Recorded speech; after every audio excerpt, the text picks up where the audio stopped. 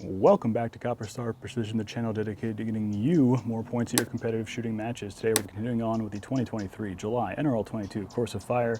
This is stage 3 featuring the new for this season NRL22 Barricade. I posted a video yesterday, kind of how I put it together. It's pretty simple instructions to follow. The instructions are available on the website. It's not that much money. It's probably like 35 bucks in wood and materials, as long as you have the tools for cutting things. I highly recommend you build one if you can, if you have the space for it. It's basically kind of like a ladder on two sides.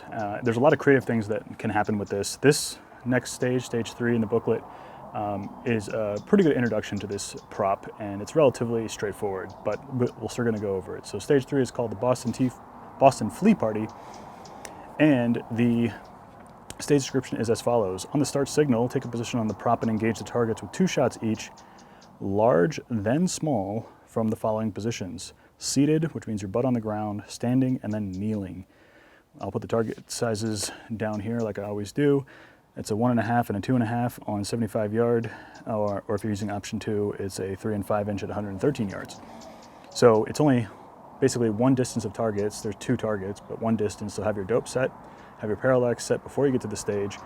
And really what it comes down to is kind of what you're most comfortable with. So if we're gonna have to sit with our butt on the ground, if we're gonna have to kneel, and if we're gonna have to stand, we wanna pick the rungs that correspond with that. So for me, it's probably gonna be sitting is probably gonna be the second rung. It's probably most comfortable. Kneeling looks like maybe rung 3, and standing probably rung 4. I think rung 5 is kind of hard to reach. What side of the prop do you wanna go on? That's another consideration. I think it's easier to obviously be on the sides versus in the middle. I think that in the middle, getting the rifle in and out of the barricade for switching positions is going to be difficult.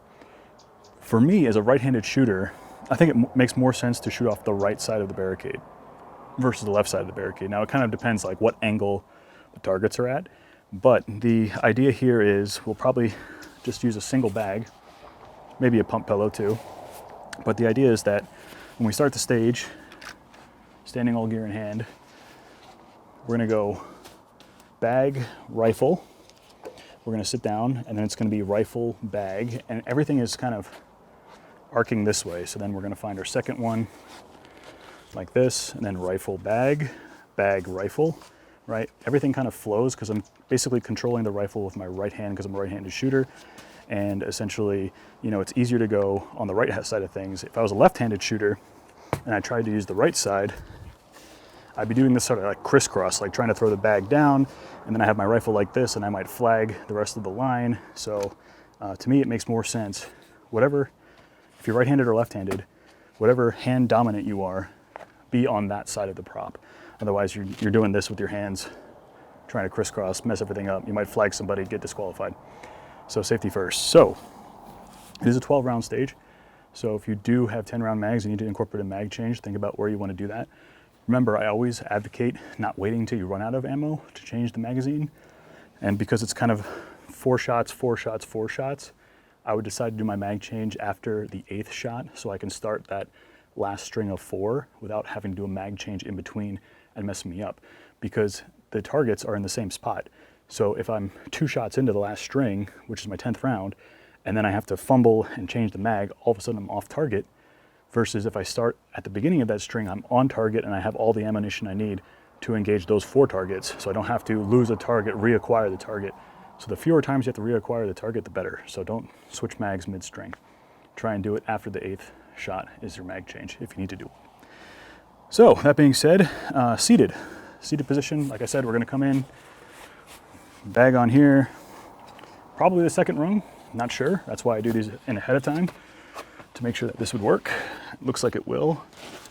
Probably could use a pump pillow on this stage, so we'll do a 2-bag solution using this as rear support. This hand, everything's supported at the front of the rifle. The rifle is well balanced, right? I don't have to do much to it. It's gonna stay there pretty much on its own.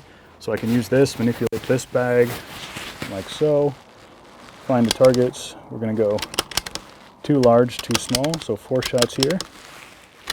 And then we're going to go to the standing position. Now standing means basically 2 feet flat on the ground, legs relatively straight.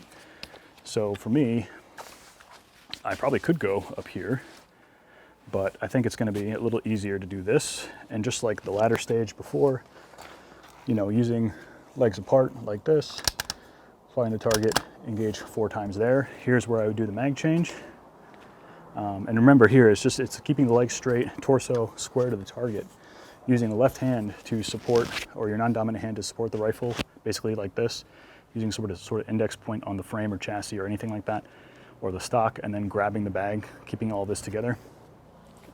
Super stable position here, and then kneeling. Now kneeling, you can kind of fudge a lot of different ways. Like I could probably go back to where I was and kneeling, which means in this context, if you look at the positional shooting, either means one or both knees on the ground. So I could go both knees on the ground and then get as low to the ground as possible, because remember, the lower the center of gravity, generally speaking, the more stable you are. So I could both knees on the ground and then sit on my heels, so I'm not trying to float midair, right?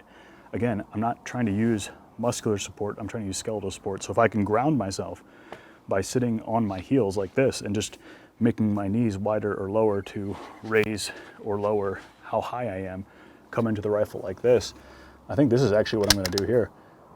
I think this is super stable because I'm sitting on my butt. My butt is sitting on my heels, but I'm still kneeling. If you want to do one knee up, you could even probably just about get that rear support on your knee from the second rung here. This is also super stable. But if you feel like the third rung is better for you and you want a more high kneeling position, by all means, square to the target. And now I'm kind of in a high kneel. This would work also. So I think for most people of average size, sitting is definitely going to be on the second rung. I think the first rung is a little too low for sitting. It's probably best for going prone or something like that. Standing is probably going to either be the 4th or 5th rung. I'd probably go the 4th. Again, trying to get that center of gravity as low as possible. And I think I'm going to go back to that second rung for the kneeling position and just have my butt sitting on my heels so there's no movement, no wobble back there. You know, if I'm trying to balance like this, you know, there's a lot of stuff going on in your thighs. So, but if I could just sit down like this, I don't have to worry about any of this. It's all very grounded, lower to the ground, lower center of gravity.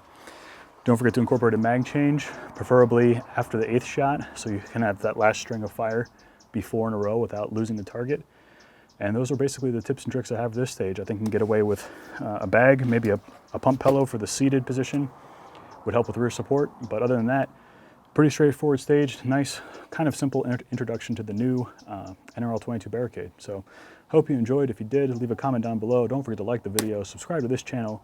And until I see you next time, as always, score more points.